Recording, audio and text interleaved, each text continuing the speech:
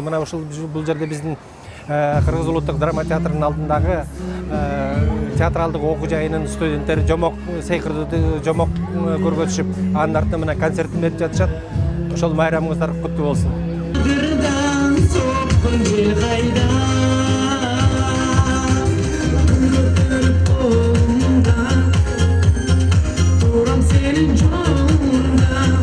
Ну-ка, дружно! Ну-ка, вместе!